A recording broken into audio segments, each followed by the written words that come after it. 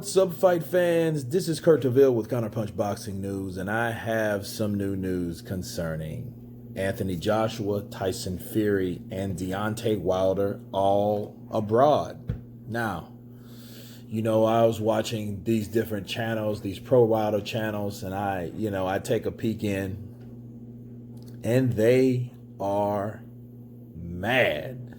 They are feuded. They are lit.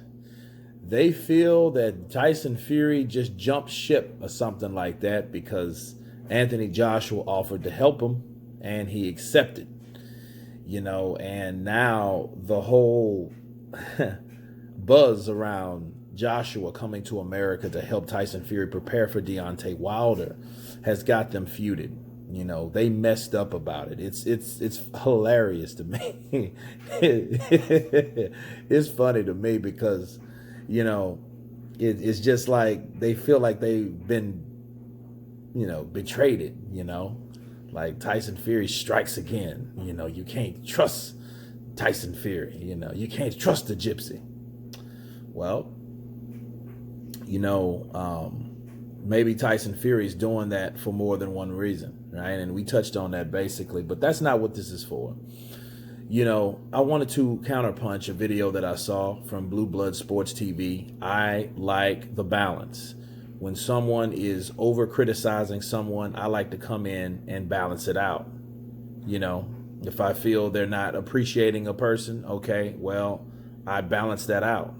If they're blasting a particular person and I see that the person that they're praising needs to be counterpunched and criticized them damn selves, that's what I do, okay? They're giving Tyson Fury flack.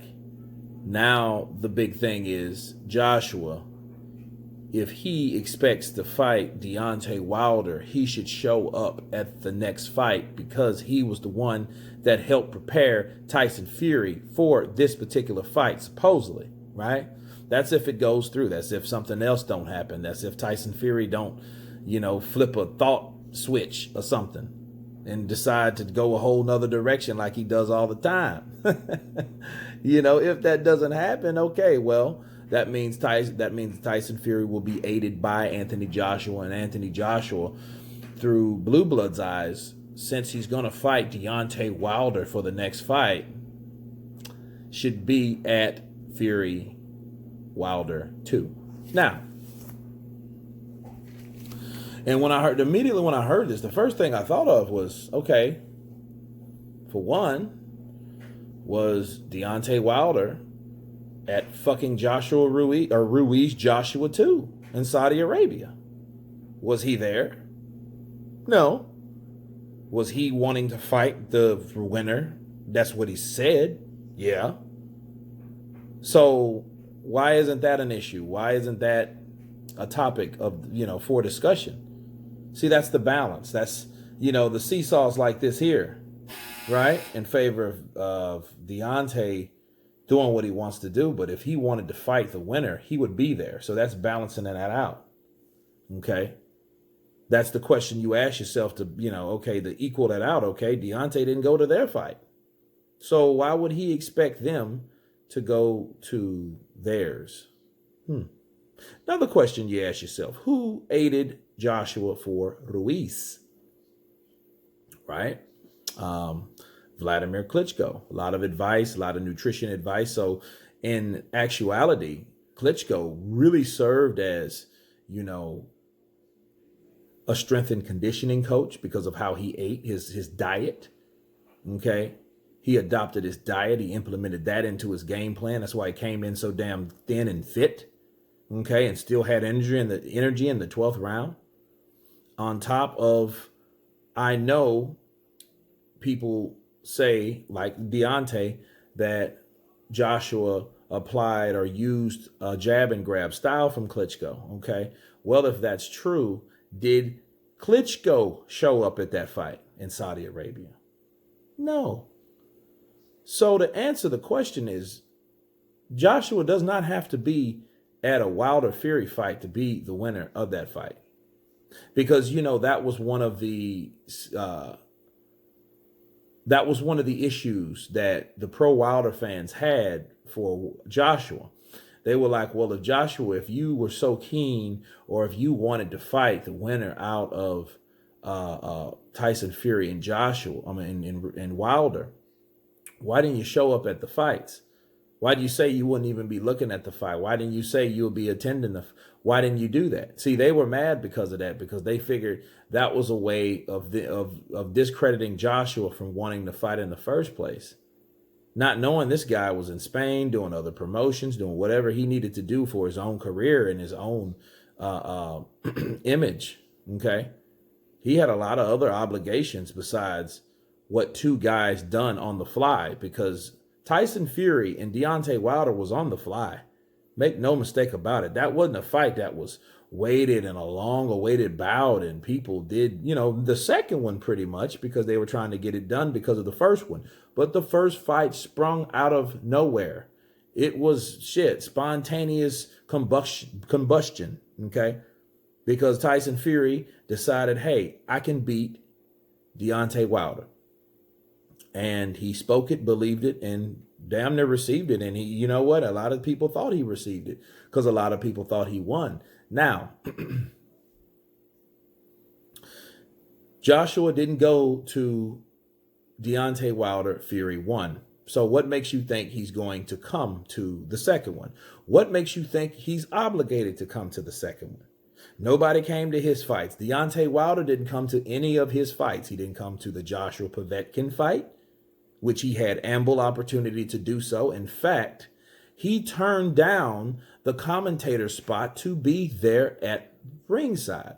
Now, you let the pro Wilder fans tell you that Joshua was going to up the security and all this and that. How the fuck you going to up the security for somebody that's already hired to be there? Come on, man. People need to think with their common sense.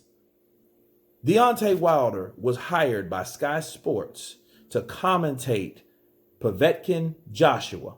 Okay?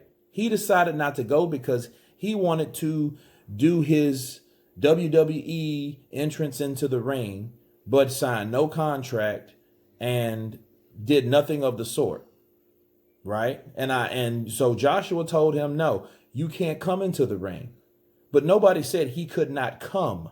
He was hired to be there, people. We got to understand the facts, because a lot of times, that's why I make these videos time and time again, because people out there believe they'll look at one story or one YouTube channel and draw their conclusions on that one opinion from that one person. Not knowing that person is is writing a narrative. He's writing a damn fantasy novel about what he thinks this is about, or what he wants to believe this is about. But what this is about business. And Deontay Wilder didn't have any business with Anthony Joshua. That's why he wouldn't get his ass into the ring. Yes, Klitschko came into the ring with Joshua. You know why? Because Klitschko signed the contract to fight Joshua. Point blank and period. Okay? That's why he was allowed into the ring. Now, if Deontay Wilder would have signed the contract, he has business with Joshua, or at that time, right? Then he was allowed. He could have made his check by commentating a fight that gave him a sneak preview of Anthony Joshua at that time, like he did with Klitschko Joshua. He was the commentator. What do you think changed between 17 and 18? You see what I'm saying? So where I'm going with this is Deontay Wilder was not there ringside. Okay, he refused to be there ringside. He made a bunch of shit up about he's going to amp security up and he's going to do this and he's going to do that. But yet you're paid to be there. Impossible. That's stupid. You're less than 2 or 3 feet from the guy once you're ringside. That's facts, people. So I don't know where this lie or lies are coming from. Well, I know where they're coming from. I just don't know why people are lying. Like, people can't research the truth. Like, someone like myself won't say, no, bitch, that didn't happen. You know what I'm saying? I mean, no. So, no, Joshua does not have to be there ringside. And if he does be there ringside, that doesn't mean anything. If Deontay Wilder beats Fury, it doesn't mean anything until he signs a contract. Let me give you an example of how Jumping into the ring makes no sense at all. Let me explain. Didn't Tyson Fury jump into the ring with Deontay Wilder after Deontay Wilder won his bout? Remember that? And Deontay told him, hey, he a fake, he a false champion and all this. And Tyson Fury said, I'm going to beat you, you big bum, you big doss. I'll fight you anywhere and all that. They was face to face and they did this WWE and all this old drama and shit talk and all this abroad, right? And then, they split them up, of course. And then, hey, Tyson Fury went his way and Deontay Wilder remained in the ring to further interview with interviewers, right? Now, what happened in the result of that? Nothing. That was a very long time before they actually fought. By that time, Tyson Fury, he was burning. He was crashing and burning. Then that fight did not happen. So what's the relevance of jumping your ass into the ring when you signed no contract? Just for what? The public? To boost your own? Oh, that's right. To boost your own profile, right? You want to be in the same ring as Joshua, but not fight him at all. But yet you want him to be at your fight because maybe, just maybe, if Joshua shows up at your fight, and I get the premise and the purpose of the fucking video, they want to push this narrative this because Joshua is helping spar with Fury, maybe, possibly, that maybe Joshua will come to that fight. So if Joshua comes to that fight, that means they can announce that maybe Joshua will come to that fight. Then that may sell more tickets for him for Deontay Wilder Fury 2. If they want people to believe that Joshua's there. I get it. Fucking classic. Maybe they're not that fucking smart. But if they expect Joshua to be there, right? They are sadly mistaken and delusional, okay? Because he does not have to be there. So when he doesn't show up, mind me, believe me, they're going to make more videos saying that, Joshua didn't even show up for a fight he said he wanted to be the winner of. Well, to counterpunch that, people, neither did Deontay Wilder. He was not in Saudi Arabia. He was not fighting Povetkin. He was not in Madison Square Garden. He was nowhere to fucking be found, was he? Did he have a fight up? No. He had already knocked out Brazil. He had ample opportunity to go to Madison Square Garden and to visit that fight. He didn't do it. Right? So nobody came to anybody's fight. So why is it a necessity for these fighters to go to each other's fights? That's my counterpunch on it. You guys tell me what you think. Of course, please subscribe. And you guys been Counterpunch. Peace.